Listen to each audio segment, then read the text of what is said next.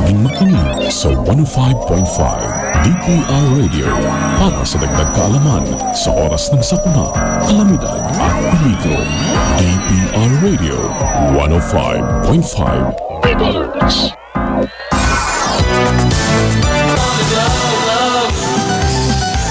Sa rabies ng aso't pusa ay mag-ingat kayo. Laking perwisyo, rabies ay delikado. Pag ika'y nakagat, ingatan lang ang sugat. Hugasan lang sa malinis na tubig kaagad. Ang inyong aso, huwag ninyong babayaan. Kailangang ikulong, talian, pabakunahan. Kapag ika'y nakagat, takbo agad sa bike center. Sugat ay gamutin at magpabakuna na rin. Rabies ay buksain. Kapayapaan. Ang ibig sabihin ng salitang ito'y kalayaan mula sa karahasan o digmaan. Ito ang nawala sa mga biktima ng mga krimen. Sa ating buong buhay, palagi nating napagsasantabi ang kapayapaan dahil lagi natin itong nadarama. Ngunit kung papansinin, hindi tayo magkakaroon ng maayos na buhay kung wala ang napaka-importanteng bagay na ito na iniregalo sa atin ng ating mga ninuno. Hindi natin mararamdaman ang kalayaan at ang kaligtasan dito sa ating kapaligiran. Kaya naman, ating sikaping panitilihin ang kapayapaan para sa atin at para sa ating kapwa. Huwag nating hayaang isa sa ating mga mahal ang mawala ng buhay bago pa natin ito bigyang pansin.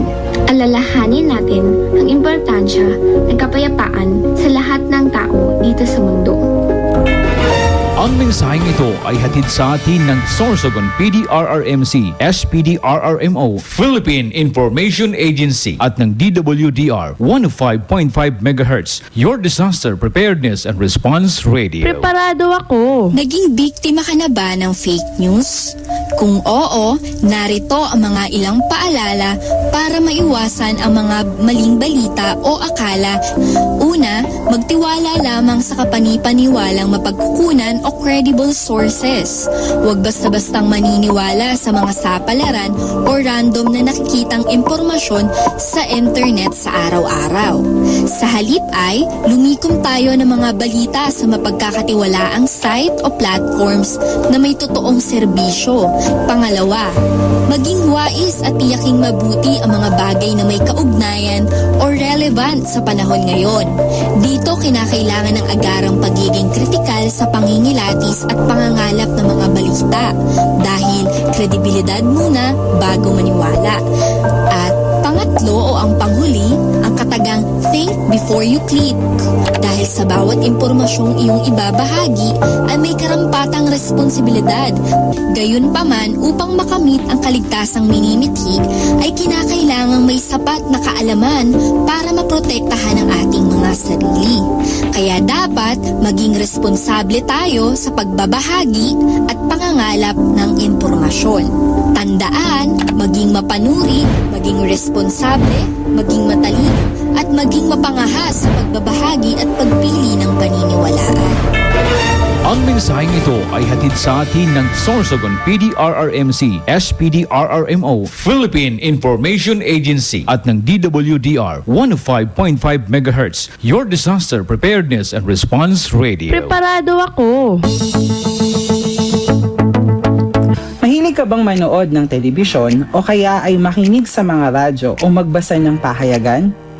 Meron ka bang mga nababasa o nadidinig na mga anunsyo tungkol sa mga gagawin natin kung sakaling tayo ay makaranas ng iba't ibang kalamidad?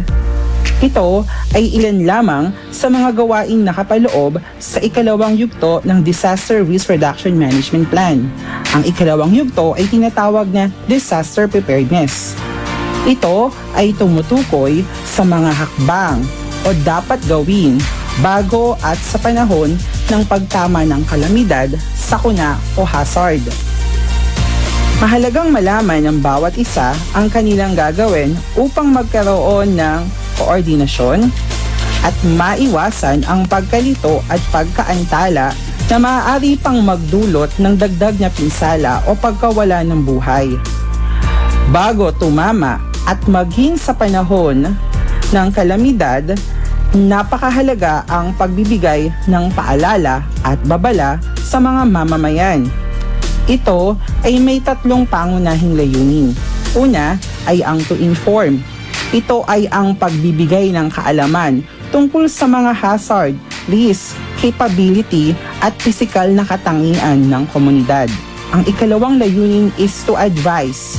Ito ang pagbibigay ng impormasyon tungkol sa mga gawain para sa proteksyon, paghahanda at pag-iwas sa mga sakuna o paparating na kalamidad. At ang ikatlo ay to instruct. Ito ay para magbigay ng mga hakbang na dapat gawin, mga ligtas na lugar na dapat puntahan, mga opisyales na dapat hingan ng tulong sa oras ng sakuna o kalamidad. May iba't ibang paraan ang bawat komunidad sa pagbibigay ng paalala o babala. Ito ay pinadadaan sa pamamagitan ng barangay assembly, pamamahagi ng flyers, pagdidikit ng poster o billboard, mga patalastas sa telebisyon, radyo at pahayagan. Kung maisasagawa ng maayos at matagumpay ang paghahanda sa paparating na disaster ay mapapababa ang bilang ng maaapektuhan, maiiwasan ang malawakan at malubhang pagkasira ng pisikal na istruktura maging sa kalikasan. At higit sa lahat, mapapadali ang pag-ahon ng mga mamamayan mula sa dinanas na kalamidad. Ang mensaheng ito ay hatid sa atin ng Sorsogon PDRRMC, SPDRRMO at ng DWDR 105.5 MHz, your disaster preparedness and response radio. 105.5 DPR Radio. Una lagi sa balita, umaga at gabi, di magpapahuli. Natatanging radio station ng DRMO, one and only sa Pinas, impormasyon ay kay Belize. Lingkod sa tao, gabay sa plano, kalamidad ay laging bantay sarado. Lingkod sa bayan, dahil 24/7 yan, maaasahan talaga ito. DPR Radio, kaagapan nyo, 105.5, bantay at gabay.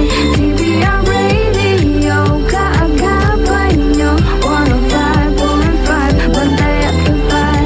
DPR Radio, kaagapan nyo, 105.5, bantay at gabay.